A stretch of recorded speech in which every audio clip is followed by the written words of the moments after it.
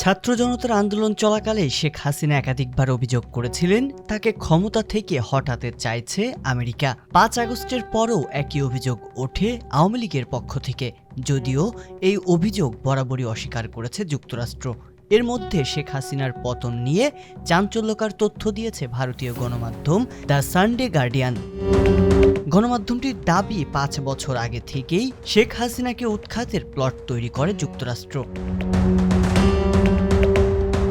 সোমবার ১৫ সেপ্টেম্বর একটি প্রতিবেদন প্রকাশ করে দ্য সানডে গার্ডিয়ান। সেখানে দাবি করা হয় ২০১৯ সাল থেকে যুক্তরাষ্ট্র হাসিনাকে উৎখাতের প্লট নিয়ে কাজ শুরু করে।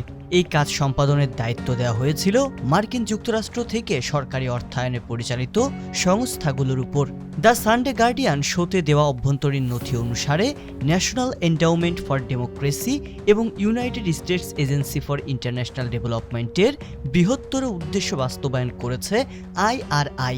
নথিগুলো আরও দেখায় যে কিভাবে ভারতের হস্তক্ষেপ প্রতিহত করার জন্য প্রকল্পটি প্রয়োজনীয় ছিল। ওয়াশিংটন ভিত্তিক IRI এর উদ্দেশ্য হল গণতান্ত্রিক প্রতিষ্ঠান, রাজনৈতিক দল, সুশীল সমাজ এবং নির্বাচনী প্রক্রিয়াকে সমর্থন করার মাধ্যমে গণতন্ত্রের প্রচার করা এবং গণতান্ত্রিক শাসনকে উন্নত করার লক্ষ্যে USAID অর্থায়িত প্রকল্পগুলোর বাস্তবায়নে অংশীদার হওয়া। National Democratic institute, centre for international private enterprise এবং সলিডারিটি সেন্টারের পাশাপাশি NED 4টি মূল প্রতিষ্ঠানের মধ্যে IRI একটি।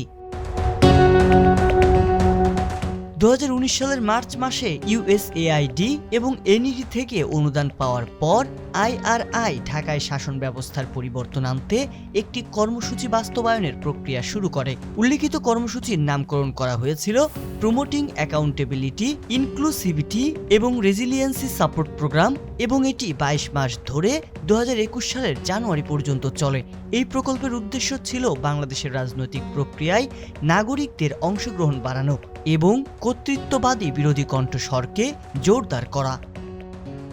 IRI জানিয়েছে বাংলাদেশের নাগরিকদের রাজনৈতিক অংশগ্রহণ বাড়াতে এবং কর্তৃত্ববাদী বিরোধী কণ্ঠকে প্রসারিত করার জন্য এই কর্মসূচির প্রয়োজন ছিল। রাজনৈতিক সম্পৃক্ততার জন্য সামাজিক ক্ষমতায়ন প্রকল্প বাস্তবায়ন করতে IRI নাগরিক কেন্দ্রিক, স্থানীয় এবং অপ্রথাগত ফোরামগুলোকে লালন করেছে।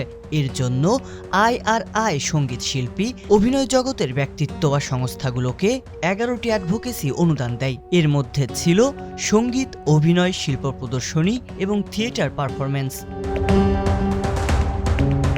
প্রসঙ্গত ২০২৪ সালের নির্বাচনের আগে ২০২১ সালের ফেব্রুয়ারি থেকে সেপ্টেম্বর পর্যন্ত একটি প্রকল্পের অধীনে IRI ন্যাশনাল এন্ডাওমেন্ট ফর ডেমোক্রেসির থেকে $৯ লাখ অনুদান পেয়েছিল।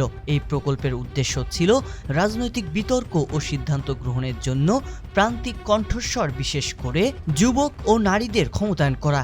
এছাড়া রাজনৈতিক প্রক্রিয়ায় অংশ নিতে নারীদের উৎসাহিত করা এবং ছাত্র সংগঠনের মাধ্যমে অহিংস রাজনৈতিক অংশগ্রহণের প্রয়োজনীয়তা তুলে ধরা। এই নথিতে মার্কিন পররাষ্ট্র দপ্তরের ৫ জন কর্মকর্তা এবং ঢাকায় অবস্থিত মার্কিন দূতাবাসের ৩ জন কর্মকর্তা, USAID-র ২ জন কর্মকর্তা এবং ১ জন রাজনৈতিক কর্মকর্তাকে প্রাথমিক যোগাযোগের মাধ্যম হিসেবে চিহ্নিত করা হয়েছে, যদিও দ্য সানডে গার্ডিয়ান তাদের নাম প্রকাশ করতে চায়নি। সংবাদ, ফিচার ও অনুষ্ঠানের জন্য ভিজিট করুন সংবাদ প্রকাশের ওয়েবসাইট এবং যুক্ত থাকুন ফেসবুক পেজ ও ইউটিউব চ্যানেলের সঙ্গে।